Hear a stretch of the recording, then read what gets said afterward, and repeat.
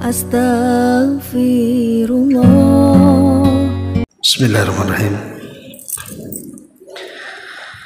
Assalamualaikum warahmatullahi wabarakatuh.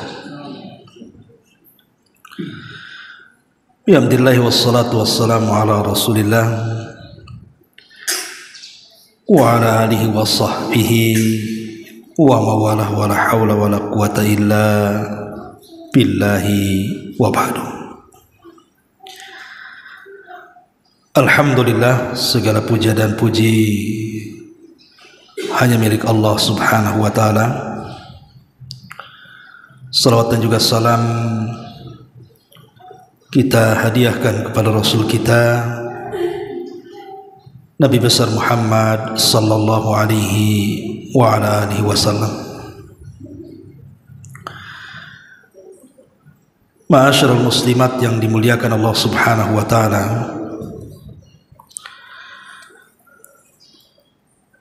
pagi ini kita akan membahas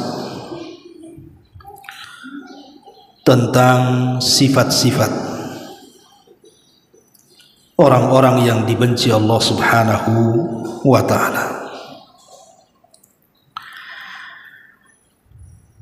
Ma'asyiral muslimat yang dimuliakan Allah azza wa jalla, ada sebuah hadis yang dikeluarkan oleh Imam Al-Bukhari dan Muslim dari hadis Abi Hurairah radhiyallahu anhu. Nabi sallallahu alaihi wasallam bersabda, "Innallaha idza ahabba 'abdan da'a Jibril alaihi salam." Apabila Allah subhanahu wa ta'ala mencintai seorang hamba, maka yang pertama kali dipanggil adalah Jibril. Faqala, dan Allah subhanahu wa ta'ala mengatakan, "Inni uhibbu fulanan." Wahai Jibril, aku sangat mencintai si fulan. Fa'ahibbahu, kamu harus ikut mencintainya. Maka Jibril pun kemudian mencintai orang yang dicintai Allah subhanahu wa ta'ala. Thumma yunadi fis sama. Setelah itu Jibril memanggil seluruh malaikat yang ada di langit, kemudian mengatakan, "Ya malaikat Allah, innallaha yuhibbu fulanan fa'ahibbuhu fayuhibbuhu ahlus sama." Kata Jibril, "Wahai malaikat-malaikat Allah, sesungguhnya Allah subhanahu wa ta'ala sudah mencintai si fulan, maka kalian harus mencintai si fulan sebagaimana Allah mencintainya." Maka semua penduduk langit pun akhirnya mencintai si fulan yang Allah subhanahu wa ta'ala cintai. Thumma yudha'u lahul qabul fil ardi. Kemudian Allah subhanahu wa ta'ala tanamkan kepada hati-hati manusia yang ada di bumi untuk ikut-ikut mencintainya. Lihat bagaimana keutamaan orang yang dicintai Allah. Allah subhanahu wa ta'ala sampai memanggil Jibril, kemudian meminta kepada Jibril untuk ikut mencintai yang dicintai Allah. Bahkan Jibril mengajak seluruh pasukan malaikat untuk ikut mencintainya juga. Ketika itu sudah terjadi, maka Allah subhanahu wa ta'ala tanamkan kecintaan kepada penduduk bumi. Tapi sebaliknya, lihat lanjutan hadis, "Wa idza abghadha 'abdan." Apabila Allah subhanahu wa ta'ala membenci seorang hamba, da'a Jibril, maka Allah pun memanggil Jibril. Fayaqul, dan dia mengatakan, "Inni ubghidu fulanan." Sesungguhnya aku sangat membenci si fulan, maka engkau harus ikut membencinya juga. Maka Jibril pun ikut membenci apa yang Allah benci kepada si fulan itu. Thumma yunadi fis sama. Kemudian Jibril pun memanggil seluruh malaikat yang ada di langit dan mengatakan innallaha yubghidu fulanan fa'abghidu, sesungguhnya Allah subhanahu wa ta'ala sangat benci kepada si fulan, kalian harus ikut membencinya. Maka semua malaikat ikut membenci orang yang dibenci Allah. Thumma tudha'u lahul baghdha fil ardi, maka Allah letakkan permusuhan kepada manusia dengan tidak mencintai orang yang tidak dicintai Allah subhanahu wa ta'ala. Lihat, di sini ada dua kelompok. Kelompok yang pertama adalah orang yang dicintai Allah, yang berimbas kepada cintanya Jibril kepada dia, yang berimbas kepada seluruh malaikat ikut mencintainya, yang berimbas kepada seluruh makhluk bumi, manusia, bahkan binatangnya ikut mencintainya. Lalu apa faedahnya? Apa faedah manusia mencintai kita dan apa faedah malaikat mencintai kita? Begini Bu, di zaman Nabi ada jenazah lewat, manusia memujinya, maka Nabi SAW mengatakan wajabat. Kemudian lewat jenazah yang lain, manusia pun membencinya, maka Rasul mengatakan wajabat. Sahabat heran, apa yang dimaksud wajabat di sini? Maka kemudian sahabat bertanya kepada Nabi SAW tentang kalimat wajabat itu. Maka Nabi SAW menjawab, adapun jenazah yang pertama yang dipuji oleh banyak manusia, wajabat lahul jannah, dia wajib masuk surga. Adapun jenazah yang kedua yang dibenci dan dicela manusia, wajabat lahun nar, wajib masuk neraka, kata Rasul.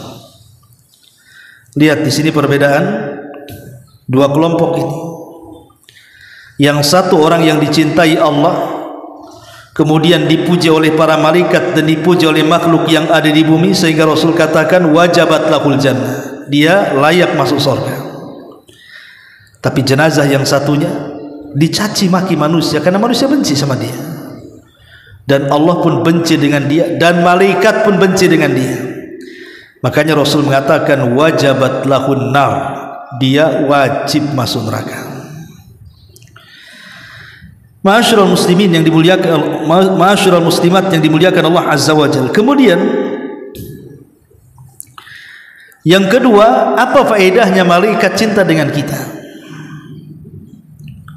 Ya jelas, malaikat itu yang mencatat amalan kita, yang hari-hari mengawasi kita, bahkan yang mencabut nyawa kita dan begitu seterusnya. Lah kalau malaikat-malaikat ini sayang dan cinta dengan kita, tentu mereka tidak akan mencatat kecuali yang baik, tidak akan mencabut nyawa kita kecuali dengan baik, dan begitu seterusnya. Makanya pentingnya kita meraih kecintaan Allah dan menjauhi hal-hal yang bisa dibenci Allah subhanahu wa ta'ala.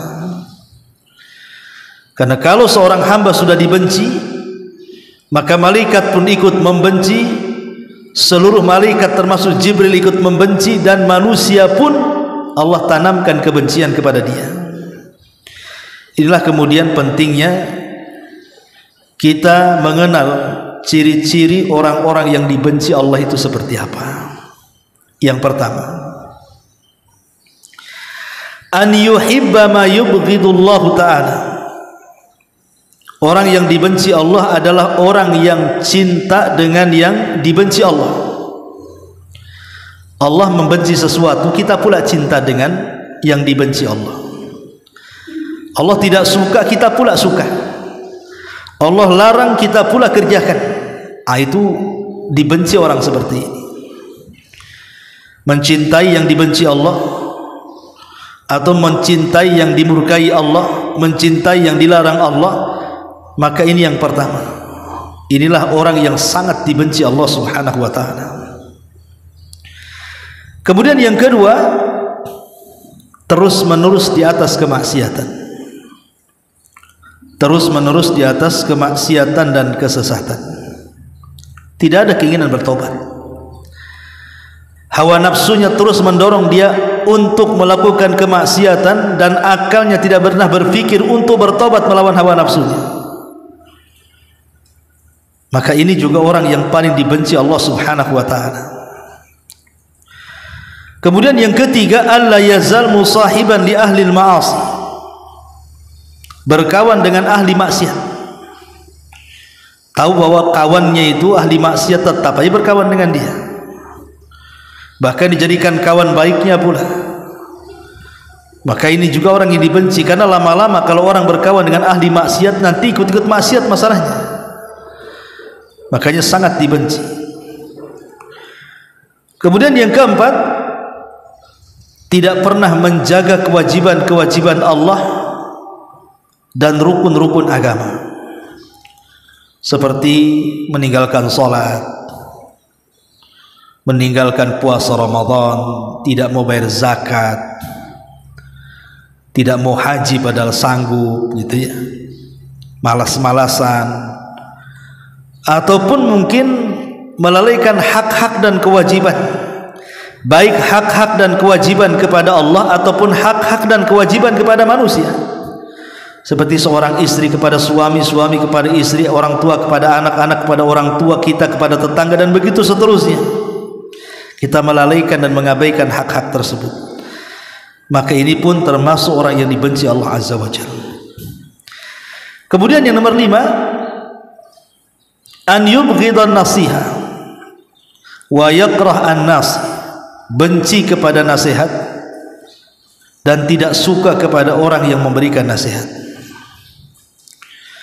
Allah Subhanahu wa ta'ala mengatakan dalam surah Al-Baqarah ayat 206, wa idza qila lahu taqillaha akhadathul izzatu bil itsmi fahasbuhu jahannam wala bi'sal mihad.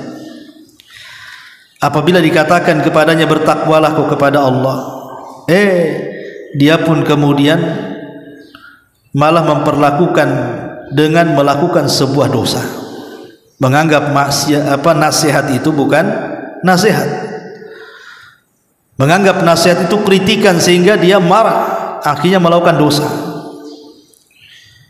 Kemudian yang keenam, an yakrah ma yuhibbuhullah wa yuhibbu ma yakrahuhullah, benci terhadap apa yang Allah cintai atau cinta terhadap apa yang Allah benci. Benci kepada yang Allah cintai. Allah cinta dengan ibadah, kita pula benci ibadah. Allah cinta dengan persatuan, kita pula benci dengan persatuan, akhirnya ingin selalu berpecah belah, dan begitu seterusnya. Kemudian yang nomor 7, an yakuna min ahli al-mira'ati wat tasmi' wa min ahli al-fakhri wal khuyala, orang yang suka berdebat, orang yang sombong, orang yang yatarafa, mengangkat dirinya di atas kedudukannya, maka ini orang yang dibenci oleh Allah Azza wa Jalla. Jadi Allah Subhanahu wa ta'ala tidak suka dengan orang-orang yang sombong dengan kata-katanya, kemudian merasa tinggi dibandingkan orang lain, dan dia pun suka berdebat. Makanya nanti pada hari kiamat, orang-orang yang sombong di dunia ini akan dikecilkan badannya seperti semut. Bahkan leher neraka akan keluar, kemudian mengancam kepada setiap orang yang sombong dan akan disambarnya. Makanya kenapa orang seperti ini sangat dibenci Allah Subhanahu wa ta'ala. Kemudian yang nomor 8, seseorang meletakkan loyalitas kepada di luar agamanya. Dia meletakkan loyalitas kepada orang kafir, kepada orang munafik, dan dia tidak meletakkan loyalitas kepada Allah, Rasul, dan orang-orang yang beriman, tapi dia letakkan loyalitas itu kepada selain Allah, Rasul, dan orang-orang yang beriman. Maka ini meletakkan wala yang salah, termasuk orang yang dibenci Allah Azza wa Jalla. Kemudian yang nomor 9, an yakuna sa'yuhu lid-dunya hasithan wa huwa ghafil an amril akhirah, orang yang hidupnya hanya menghabiskan untuk mengejar dunia, lupa pula dengan akhirat. Pada Allah Subhanahu wa taala mengatakan bal tu'thirunal hayatad dunya wal akhiratu khairun wa abqa. Bahkan kalian lebih mengejar kehidupan dunia padahal akhirat itu lebih baik, lebih kekal. Maka orang yang kemudian himmahnya, keinginannya hanya dunia saja, tidak ada terbetik akhirat sama sekali, ini orang yang paling dibenci oleh Allah Subhanahu wa taala.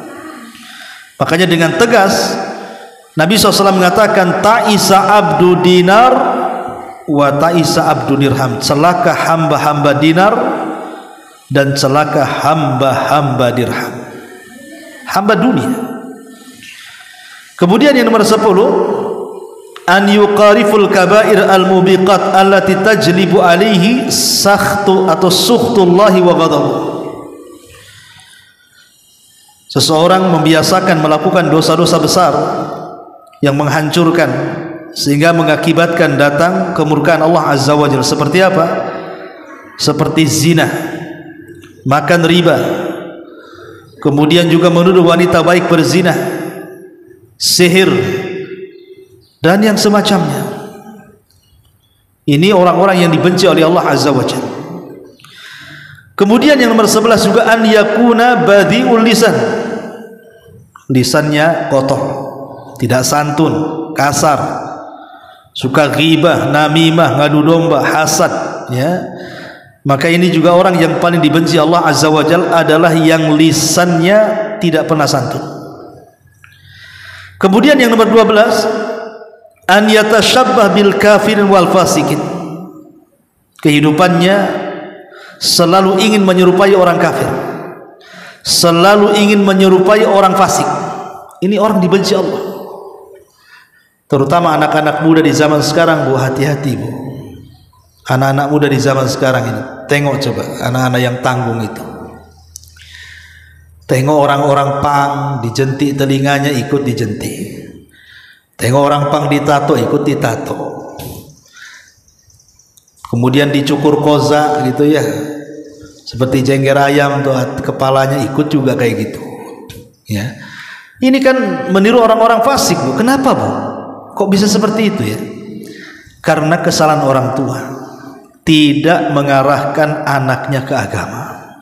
Maka sering saya ulang-ulang, Bu. Orang tua itu kalau tidak mengarahkan anaknya ke agama, kemungkinan anaknya akan jatuh kepada 4 perkara.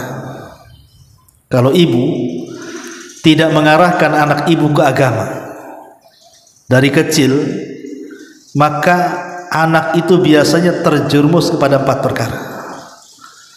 1, mulhidun.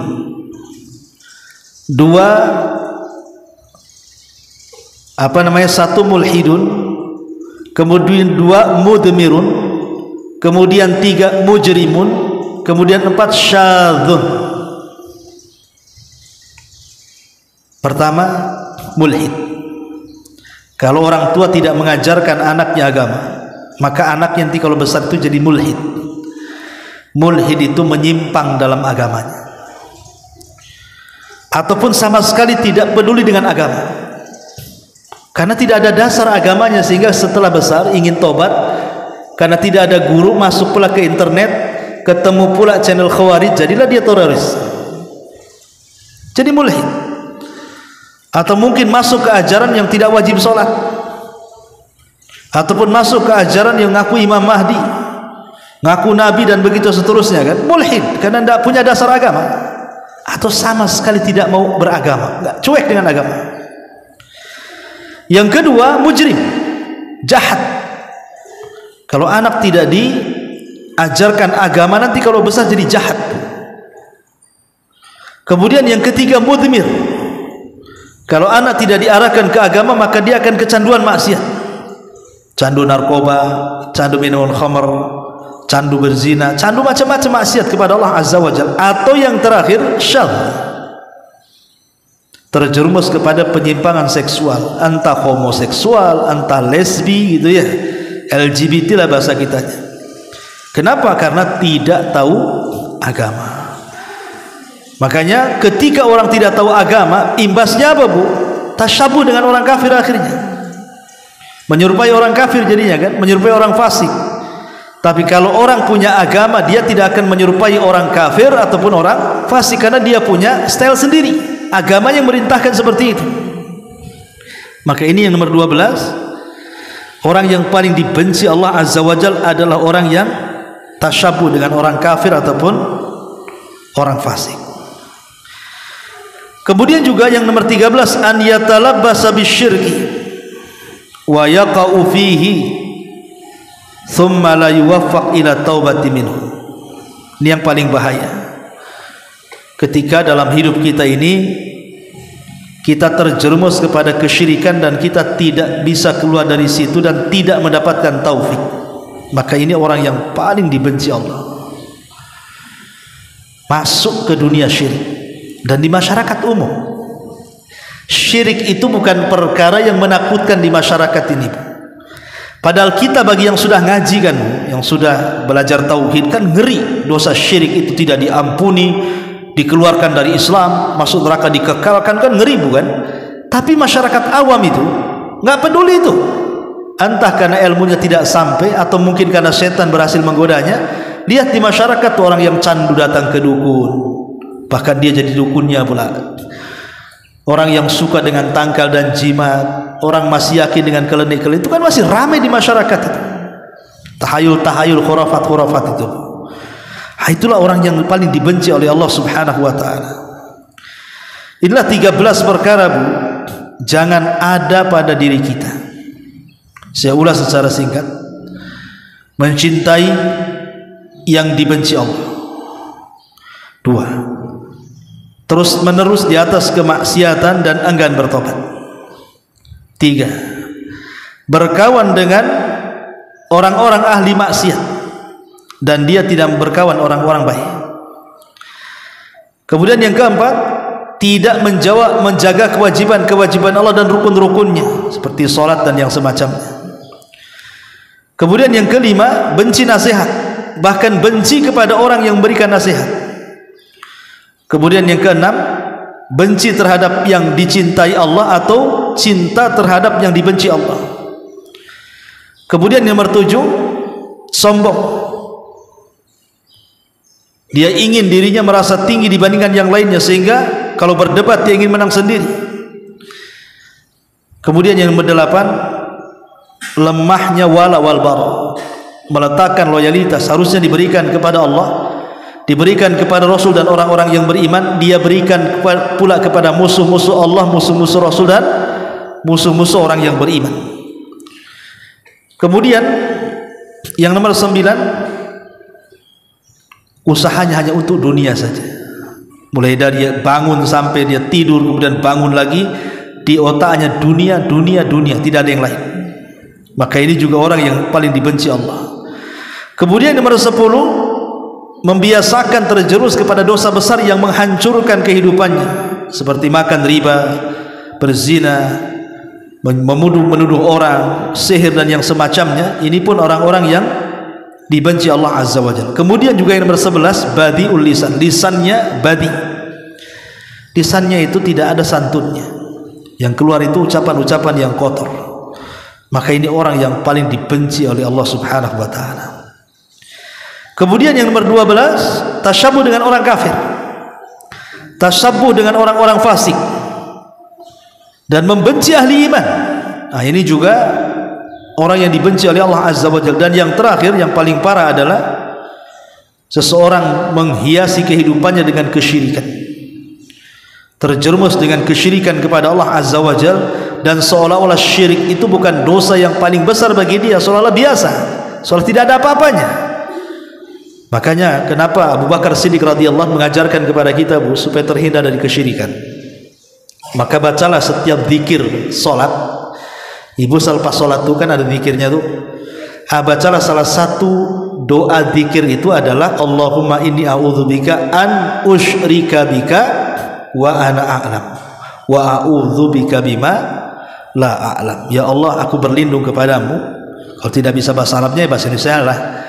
Ya Allah, aku berlindung kepadamu dari kesyirikan yang aku ketahui dan dari kesyirikan yang tidak aku ketahui. Ya, intinya bahwa Hati-hati jangan sampai kemudian kita menjadi orang yang paling dibenci Allah. Hindari sifat-sifat ini. Karena ada hadis yang mengatakan, innar rajula la ya'malu bi amali ahli an-nar hatta ma yakunu bainahu wa bainaha illa dhira' fayasbiqu alaihi al-kitab fayamalu bi amali ahli al-jannah fayadkhulul jannah.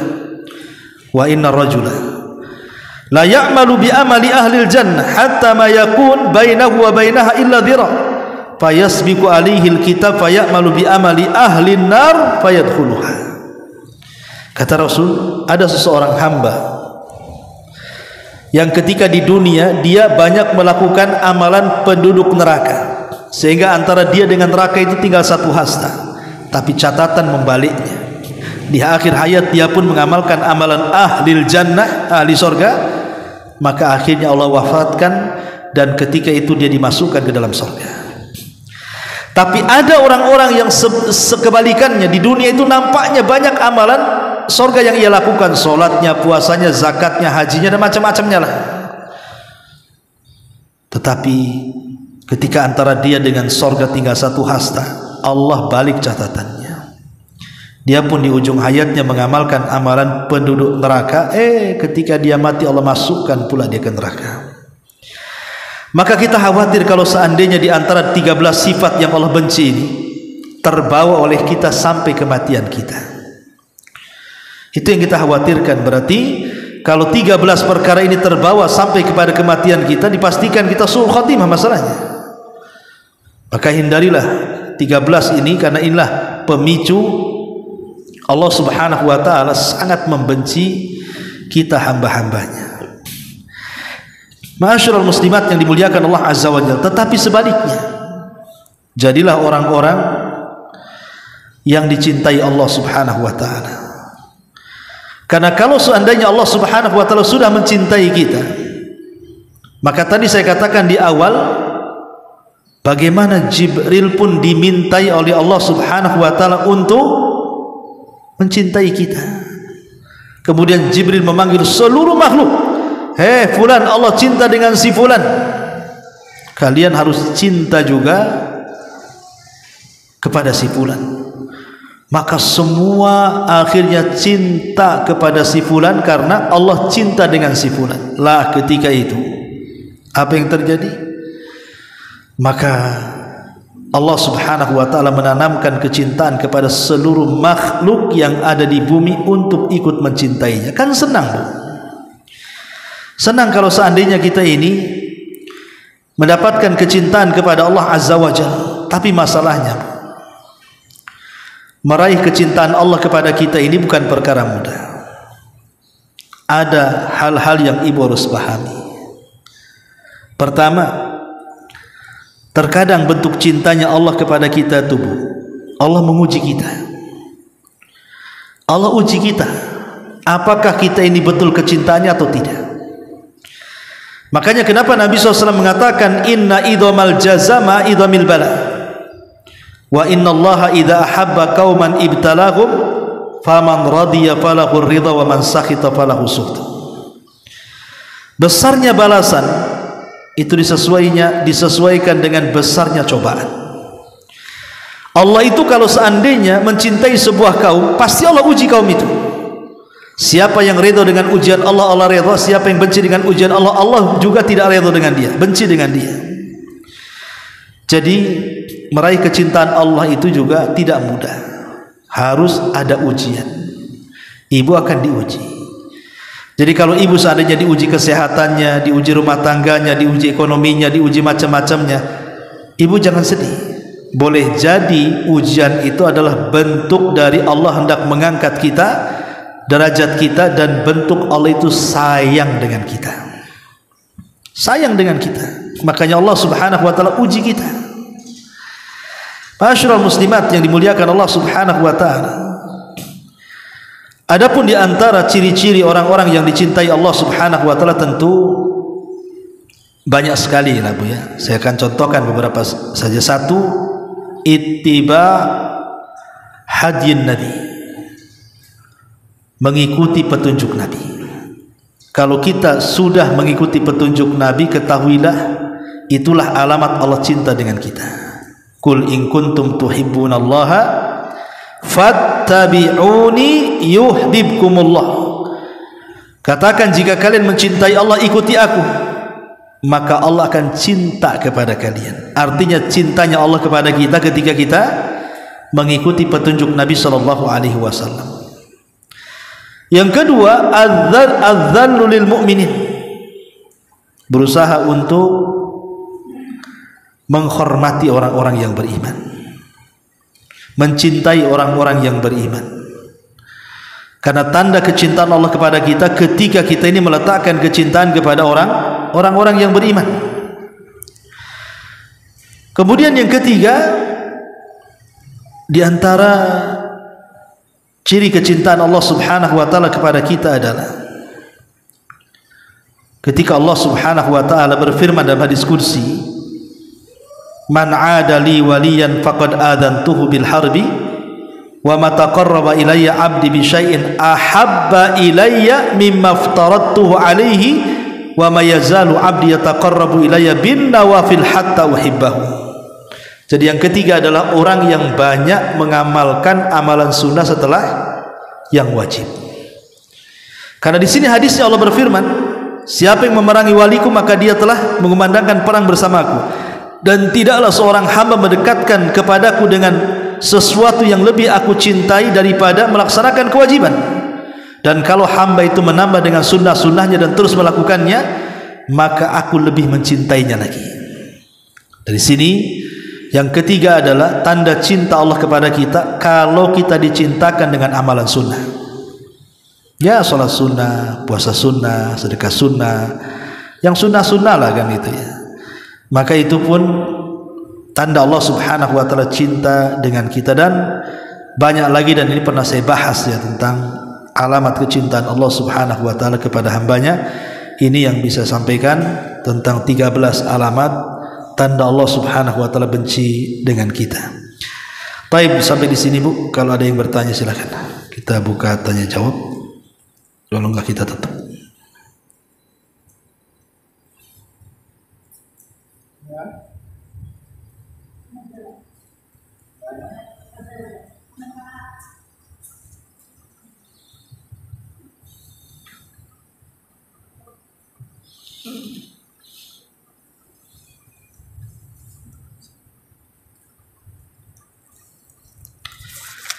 Iya, ada jawab pertanyaan. Mohon penjelasan kenapa bid'ah dikatakan lebih dahsyat bahayanya daripada dosa besar. Iya. Karena kalau dosa besar itu Bu, itu sudah tahu itu dosa. Zina dosa besar, tahu zina itu dosa. Mencuri dosa, orang tahu, yang mencurinya aja tahu itu dosa. Korupsi, yang koruptornya aja tahu dia itu dosa. Tapi kalau bid'ah itu, yang mengerjakan bid'ah tidak tahu itu dosa. Gitu ya Bu ya. Kalau ada orang melakukan bid'ah, orang yang melakukan bid'ah itu tidak tahu dia sedang berbuat dosa. Karena dia tidak tahu dia sedang berbuat dosa, dikencangkan lagi bid'ahnya sama dia, besarin lagi bid'ahnya sama dia, didanai lagi. Ini yang pertama. Yang kedua, ahli maksiat itu Bu, tidak ada yang berdoa kepada Allah supaya anaknya jadi penerus dia. Umpamanya orang yang melakukan zina, gak mungkin dia berdoa, ya Allah jadikan anakku germo. Nggak ada. Ada gitu Bu ya. Atau umpamanya pencuri, ya Allah jadikan anakku perampok. Nggak ada. Tapi kalau ahli bid'ah ada. Ya, ahli bid'ah itu mereka pasti akan menjadikan anak-anaknya sebagai penerusnya. Kalau bisa dipesantrenkan, dipondokkan, supaya lebih hebat lagi bid'ah daripada bapaknya. Nah, itulah kenapa kemudian bid'ah itu lebih dahsyat bahayanya.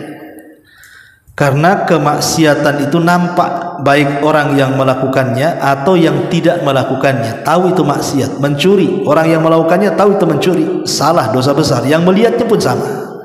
Tapi kalau bid'ah, yang melakukan dan yang melihatnya pun sama juga, seolah-olah itu bukan dosa, kecuali yang melihatnya itu punya ilmu. Makanya kenapa kemudian terkadang iblis itu, setan lebih suka kepada ahli bid'ah dibandingkan kepada ahli maksiat. Karena ahli maksiat itu kalau diingatkan tahu dia maksiat sehingga mudah tobat. Tapi kalau ahli bid'ah diingatkan dia tak tahu kalau itu bid'ah sehingga malah dia menentang, kita boleh disalahkan dia. Nah, itulah makanya kenapa bid'ah dikatakan lebih dahsyat bahayanya dibandingkan maksiat. Wallahu a'lam. Kemudian yang kedua, untuk menghilangkan uang riba dari bank, apakah disyaratkan harus dengan mengambil uang tersebut secara fisiknya dari bank atau boleh dengan uang yang ada di tangan dan jumlahnya sama sejumlah uang riba? Enggak ditarik di bank, ngapain uang sendiri? Kalau uang sendiri ya halal lah kan Bu. Kalau maksudnya begini umpamanya, ibu ngambil uang, kan biasanya di tabungan itu kan ada saldo, ada ini, ada itu kan, termasuk bunga pun dicatat juga tuh di bank itu, di buku bank. Kalau memang tahu nih, kalau saya ngambil di bank, oh ini uang ini kalau diambil 100 juta umpamanya, ribanya 2 juta umpamanya. Ima kita tarik uang 2 juta itu dari bank, kemudian kita belanjakan kepada yang umum, pembangunan jalan, entah WC masjid, WC pesantren, pokoknya yang umum-umum lah ya, dan tidak dimakan, dan bukan untuk bersedekah Bu. Niatnya itu bukan niat sedekah, tapi niat buang sial, niat membersihkan harta. Jadi dapat pahalanya itu niatnya karena membersihkan harta. Ya Allah, dengan riba itu saya ingin bersihkan harta saya, di situ pahalanya. Bukan sedekah, karena sedekah itu harus dari barang yang baik kepada yang baik. Innallaha thayyibun la yaqbalu illa thayyiba. Allah itu baik, tidak menerima kecuali yang baik. Jadi uang riba itu bukan untuk itu. Tapi kalaupun mamanya kita nominalkan dengan uang yang ada di tangan, kita ganti dulu baru kita itu diambilnya, ada masalah. Intinya bahwa uang itu dikeluarkan, jangan dibiarkan. Itu riba, nggak usah diambil. Enggak diambil, ya tetap diambil. Kemudian kita lemparkan ke fasilitas-fasilitas umum. Niatkan sebagai pembersih harta itu, dan di situ pahalanya. Wallahu a'lam. Ya, sampai di sini. Subhanakallahumma bihamdika, asyhadu an la ilaha illa anta, astaghfiruka wa atubu ilaik. Allahu ta'ala alam. Assalamualaikum warahmatullahi wabarakatuh.